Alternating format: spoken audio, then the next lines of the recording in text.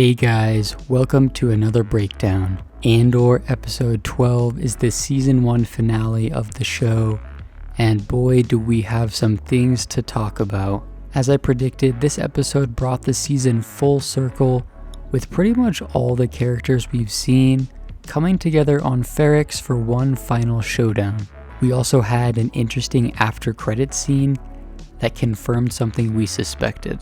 The first 35 minutes or so of the episode is literally all build-up, and that's actually been something I've noticed throughout the season, is that the writers have been very good at building suspense. It begins by showing one of the guys on Ferrix working on something. We don't know what he's building, but slowly throughout the episode, it keeps cutting back to him as he continues to progress.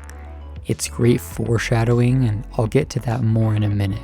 The episode then kind of follows each of the characters as they arrive on Ferrix, with the tension slowly building as the episode progresses. Dedra Meero comes in person to Ferrix to lead the ISB's mission to try and capture Andor at the funeral, and she brings death troopers with her. Then the arrivals on Ferrix are paused for a moment as we see Mon Mothma and Perrin having a dispute about Perrin supposedly having a gambling problem. They have an argument in their transport and tell Cloris, their driver, that they want privacy, but he secretly listens in on the conversation. We later find out that Cloris is working with the Empire. He tells Blevin at the ISB about the conversation Mon and her husband had. They say that Mon Mothma is a person of interest, and they reference that she has made some odd banking moves recently. So I kind of got the impression that Mon is making these allegations against Perrin in an attempt to cover her tracks a little bit.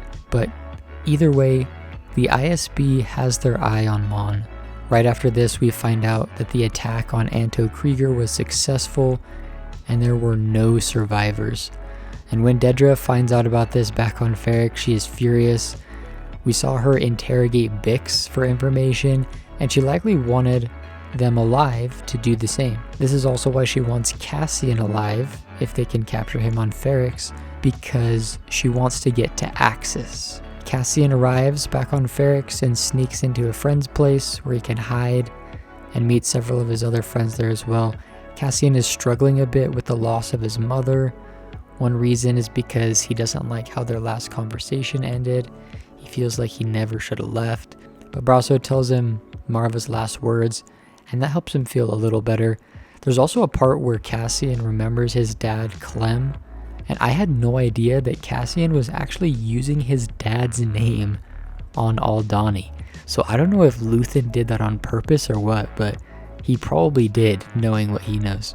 Speaking of Luthen, when he arrives on Ferrix, he finds Vel, where he reveals that his plan is to allow the ISB to do the hunting, and then once they find Andor, he knows they want him alive, and then he figures they can swoop in and kill him once the Empire does the work for them. Cassian knows too much about Luthen and is considered a security risk to the rebellion, so that's why they want to eliminate him. As Luthen and Vel finish their conversation, the funeral begins with the clanging of the anvil and the band starts playing. The ISB is a little uneasy about how many people there are and is on high alert as the band marches down Rick's Road. The procession continues and then eventually comes to a stop, and B, the droid, displays a hologram of Marva who gives a speech. Marva was highly respected on Ferrix for several reasons, one of which is that she is a former president of the Daughters of Ferrix. So all that is to say, she has a lot of influence. And in her speech, she speaks out against the Empire and basically incites an insurrection. The ISB officers try to stop her speech when they realize what's happening, but it's too late. The locals start attacking the ISB officers, and a big brawl ensues. And you remember that guy who was building something at the beginning of the episode? Well, that was a bomb. And he throws it over the ISB's riot shields and causes a huge explosion.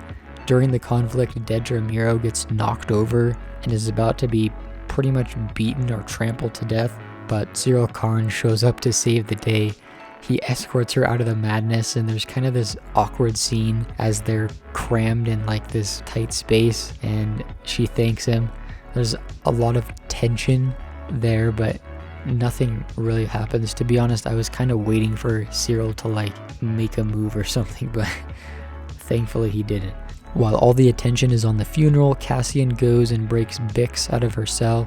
He takes her to a ship with some of the other locals such as Brasso and B, and Cassian gets Bix on the ship and tells him to get off planet and that he will come and find them. Back on Coruscant, Mon Mothma chooses to introduce her daughter to Davos Golden's son. So I wondered what Mon would do here, but she decided to go through with it in order to try and save her face and to save the rebellion. I'm interested to see how that plays out in season 2. My guess is not very well. And then once again back on Ferrix, Luthen heads back to his ship and gets ready to take off, but Cassian is there waiting for him. He figured out that Luthen had come there to kill him and offers to take him up on that. Luthen is a little hesitant, asking what game he's trying to play, but Cassian says, "No game. Kill me or take me in." So Luthen thinks about that for a second, then he kind of drops his gun and smiles, and the episode ends. For now, I'll get to that after credits scene in a minute. But we really had no resolution to pretty much any character. The loose ends were tied up in the sense that Mon made her decision, Cassian joins Luthen, and stuff like that, but we really didn't have any major characters die or anything like that. And I'll be honest, after all the build-up, I was kind of expecting a bigger finish, but we didn't really get that. Instead, everything kind of wrapped up in a way that leads into season 2. I thought maybe after this big brawl, this insurrection on Ferrix, that we would then see, at the very least, a scene back in the ISB headquarters with their reaction. Maybe there would be hinting of like Tarkin or the Emperor or something getting more involved, but we didn't really get that. Maybe that's how season 2 is going to begin. In the after credit scene, it is confirmed, as pretty much everyone guessed, that the parts the prisoners were making on Narkina 5 go to the Death Star. So there's a brief shot that shows the Death Star being assembled, and it looks pretty close to being done. And reports have indicated that we will see Yavin 4 in season 2 of Andor. So if you think about where this is going to go, season 2 is probably going to leave off pretty close to when Rogue One begins.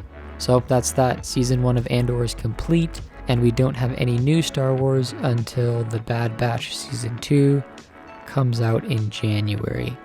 Overall, I really enjoyed the series, and I'm excited to see how things progress in Season 2. Similar to The Mandalorian Season 1, I feel like this was kind of the setup and backstory. They didn't really try anything too crazy. They didn't really bring back many characters that we were familiar with. But now I think that's going to happen in Season 2. I would not be surprised to see the Emperor, Tarkin, Darth Vader, and who knows who else. Let me know what you guys thought in the comments down below, and I'll see you guys in the next video.